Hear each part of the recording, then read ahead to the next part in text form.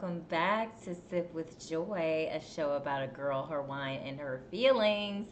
And I am that girl. I am your host, Joy M. Hutton, serial entrepreneur and lover of food and wine. And today's wine is a Beaujolais Nouveau. If you don't know about this, this is like a pre Thanksgiving. Um, Wine, because this only comes out around this time generally because it is one of the fastest produced wines because they ferment it. The fermentation process is less than 60 days, which is unheard of.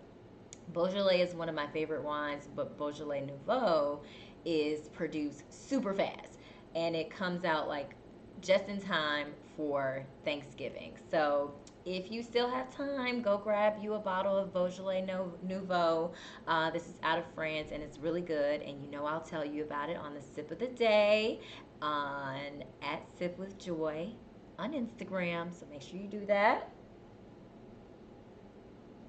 It's so good. It's so good. This would really go well with all of your Thanksgiving favorites. So make sure you get a bottle. Make sure you get a bottle. And so glad to be back here again. We have one more episode before the season finale. Hey Lizzle, hey Tiffany, hey Elsie, my faves, all my faves here. All right. Whoo, y'all. These past couple of weeks, your girl has been struggling. But I am here, and I'm so glad that I'm here with you guys, surrounded by, like I said, my favorites and people that love me and show up for me every week. I appreciate you all more than you know. Hey, Rhonda. Hey, Reg. Good to see you. Um, so, yeah, today's episode is titled When It Rains, It Pours. And I thought about this episode because last week when I had Carrie Lang on, we had the worst time with the audio and it was raining. And I was like, you know what? Golly, when it rains, it pours. And so I thought about that for this week's episode because life has a funny way of presenting challenges and joy, pun intended, in waves, and sometimes it feels like the storms just keep coming. And when I tell you the storms keep coming, the storms keep coming, and you're like, okay, God, what do you want? What do you want me to do? And as a single 40 plus year old black woman, the journey can be particularly nuanced and filled with its own set of highs and lows. And so I am speaking from that perspective. So again, thanks again for tuning in, guys. So what does it mean when somebody says it when it rains and when it rains it pours? I mean, you've heard this all your life, like when things just go bad and it's just one thing after another. But in this context, well, me speaking from my perspective today, I feel like it's about, navigating the complexities of life, relationships, and personal growth. And facing endless challenges and allowing those to shape who you are. Because I know for me, like I think, well, we're all on this journey of growth, whether we want to embrace it or not. But the idea should be to grow, right? You want to grow through your challenges, and just like the episode last week was called, you have to go through it to grow through it. And at the end of the day, when I'm going through things, I guess the objective is to grow through it, to learn through it, even though I just want to, punch somebody in the face sometimes after I'm going through things and yell and cuss at God. But, this is life. This is definitely life. Reg said, tell me about it, but we gonna make it. Listen, Reg. Woo! So I know as an entrepreneur, there are extreme highs and lows, and I've often just wanted to walk away from it all. Hell, I wanted to walk away last week, 2 weeks ago. But I realized that the challenges that I face in my business or businesses, they help me grow because both of my businesses are different. And so that's been a learning curve for me too, because I never imagined that I would have a business in the beauty industry or in tech, but I did it. I took a leap and it was an idea that I had, and I took it and ran with it, and it's been successful. But it does not come with it it does not come without its own challenges. And so sometimes when you're tested and you just want to walk away from it all, we have to step back and say, okay, what can I learn from this? And so, and it's also, when you don't have the people that you love or people that you would expect to support your business, that's always discouraging too. I've kind of gotten beyond that point, and I tell my mom all the time, because she started a new travel business, your friends are not going to be your biggest supporters. So you may have a couple of friends that do, but don't think that those are going to be your biggest supporters. And I read this book by Jamie Kern Lima. I'm obsessed with her. She's the founder of It Cosmetics, sold it to L'Oreal for like $1 billion. But she talked about how your haters are confused supporters, because they want to like you, but they hate you too. They don't like you, and you have people that lurk and that watch you, but will die before they show any public support for you or your business or for anything that you're doing. I mean, think about things, when you look at views versus like, right? You got 1,000 views on your video and somebody, it may be 2 likes on there. And you're like, but people are obviously still watching it. So that's okay. The people who are supposed to be there or be a part of your tribe or be your ride or dies, those are the people that matter the most. And we can't worry about the people who want to lurk. So, because we are not for everybody. I know I'm not for everybody, and that is okay, because I'm going to continue to show up as Joy M. Hutton. All right? Um, so that's work. And Reg said, I want to take a leap out of trucking. Well, listen, Reg, you can do it, okay? But have a plan. Don't be jumping out there without a plan, okay? I tell people all the time, you may want to do something, but you better have a plan. So that's work. Then there's like relationships. Now, you all have had a front seat to my dating fiascos and woes for a few years, but I'm entering this new year with a different perspective. And I'm absolutely not spending my time with anyone that does not have my best interest or that I know I'm simply not compatible with. I'm not settling. And I'm also not desperate. So that also makes a difference too. And I think a lot of times when I meet men and they see me and I'm older, 41 with no children, they think that I'm desperate, because they're like, well, you need me for the baby. You need me to get married. I've been married. And if I never get married again, I'm okay with that. But it's definitely not the case. I am not desperate, and I'm perfectly capable and okay being alone. It's not the ideal. I was talking to someone the other day. I said, nobody wants to be alone. I don't think anybody wants to be alone. I've never heard anybody say, I want to be alone. I've heard people say, I'm okay being alone, but I don't think anybody wants to be alone. You want to do this life with a partner. You want to go home and talk to somebody. You want to share your fears, your secrets, your successes, celebrations with someone. No one wants to be alone.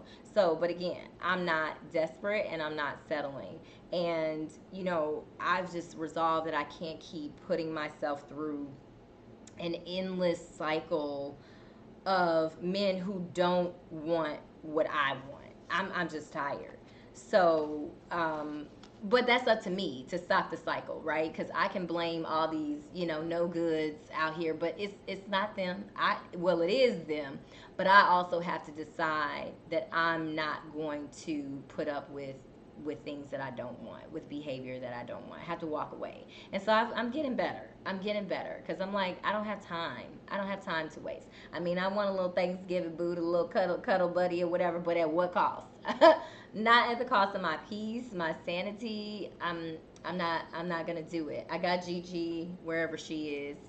She still loves me, and I know at the end of the day she'll always love me. um, so I've talked about work, relationships, but what about yourself? Do you? I know for me, I ask this question to other people. Do you ever feel like you're in a battle with yourself, like the version you want to become versus the version of yourself you want to leave in the past?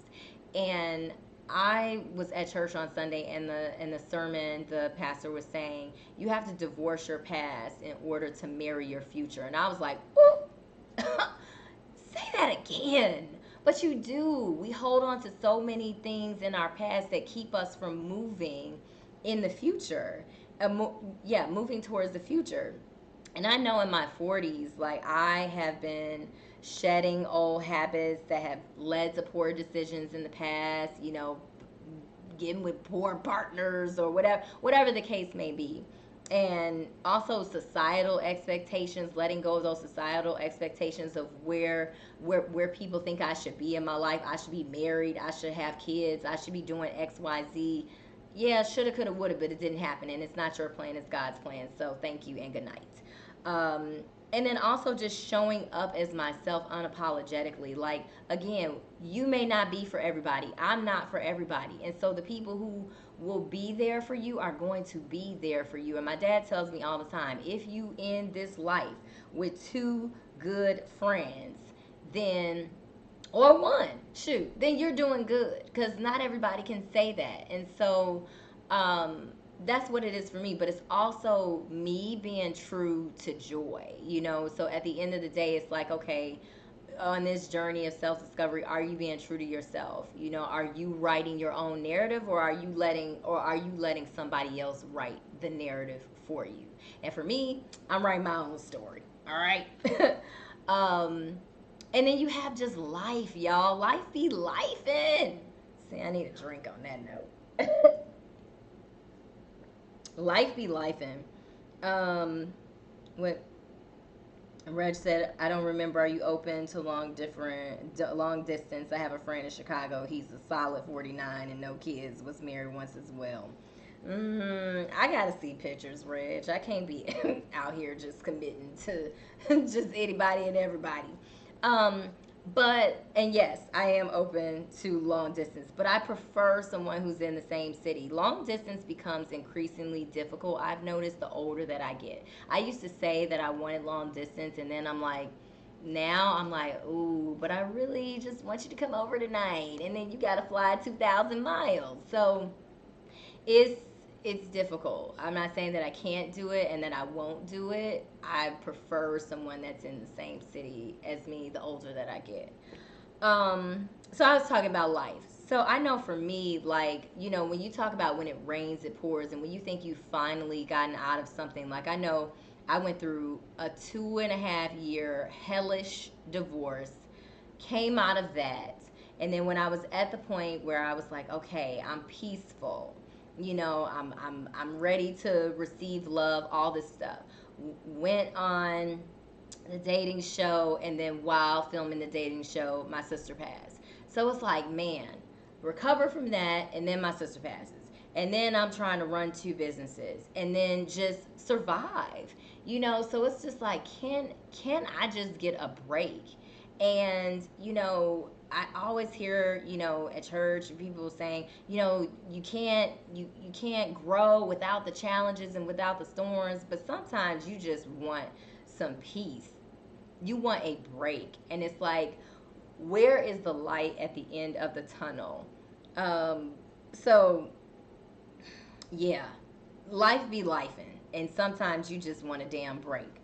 So, through all of the ups and downs, for me, it's about finding strength in my vulnerability and embracing the highs and the lows of my journey, and acknowledging that it's okay not to have everything figured out. And that's a struggle for me because I'm a planner. I'm a Capricorn. If anybody else is a Capricorn, LC is a Capricorn. But I'm a planner. I'm not good with the unknown. I don't like surprises. I just like to know.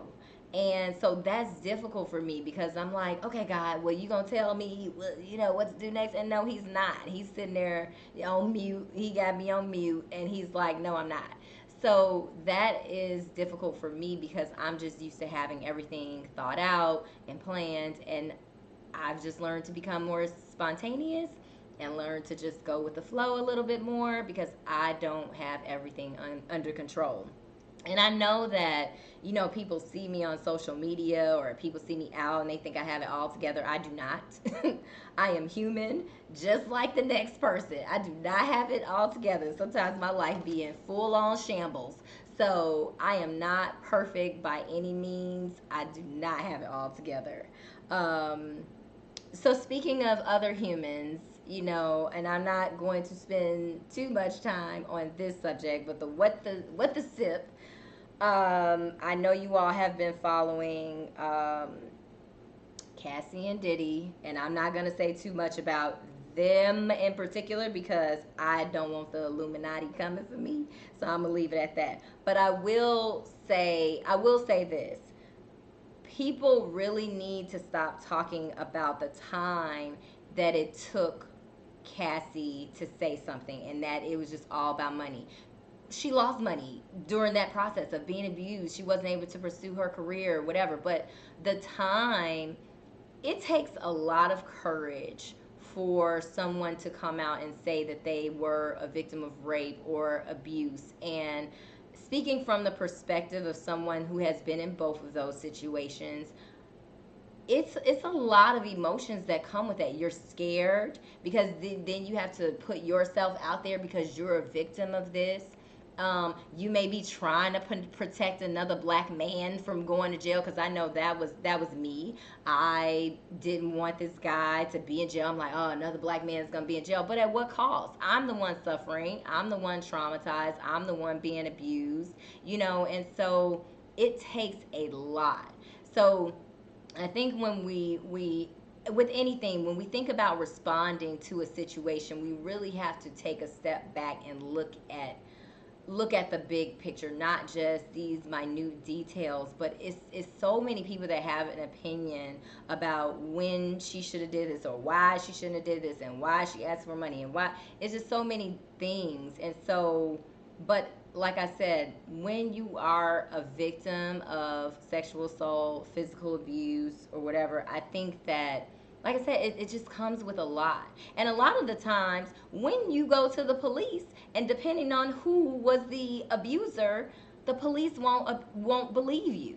If you don't have bruises, you don't have a bloody nose, then the police won't believe you. And it's just a lot. And it's like you've put yourself out there, you've had to go to the hospital and be poked and prodded and what have you. And you never recover from something like that. Sure, therapy helps or whatever, but it's a part of you. It will always be a part of you, just like grief. It is a part of you. So, and I don't think people talk about that enough, like being a victim of sexual assault or physical abuse. People don't talk about it enough because it's one of those things that's also seen as taboo. But it is a reality. So that's all I'm gonna say about that. But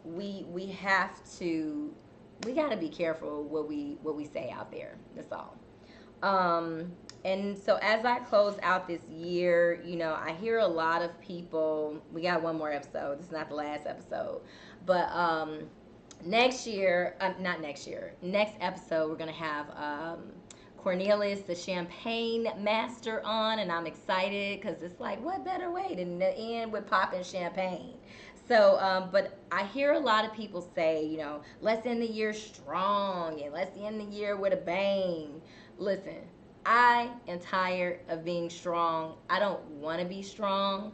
I just want to get through the rest of this year because it's like you look at the last year and you're like, okay, I can't wait until the next year. It's going to be this, it's going to be that. Then you're in that year and you're like, damn, it's been a lot this year too. Okay, well, now I just want to get through to the next year. So I'm just trying to get through the rest of this year because sis is tired. And I also just want to be kind to myself, and I want to enter into the new year with a renewed spirit. I don't want to be the same joy that I was this year. I want to continue to grow and evolve.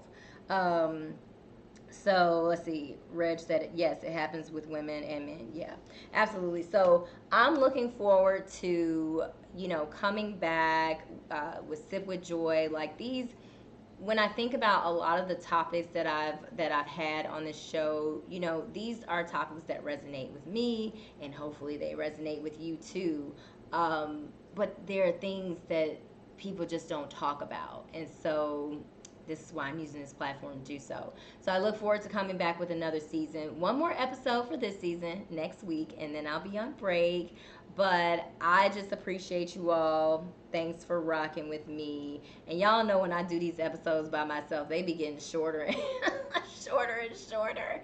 Um, but it's because, listen, I said what I had to say, and then that's it. Until we get this phone situation figured out, because it was working one episode, and then it wasn't working because I want y'all to call and talk to me. But, there's always the chat. And next year, have some new things in store. Oh, and I met like my idols. I shouldn't say idols, but I love them, the McBride sisters. I met them at Honeyland Festival. So that was the highlight of my week. Like I said, highs and lows. So McBride sisters, I featured their wine on Sip with Joy before, and I'll be featuring more wine from them. So until next time, I'm going to be drinking my Beaujolais Nouveau. Get you a bottle because these sell out really fast because they don't produce a lot of bottles. So get you your Beaujolais Nouveau. Happy Turkey Day. Eat well for me. Drink some good wine. I'll post some food pairings for Thanksgiving and all that stuff on Sip with Joy. But I'll see you guys back here next week.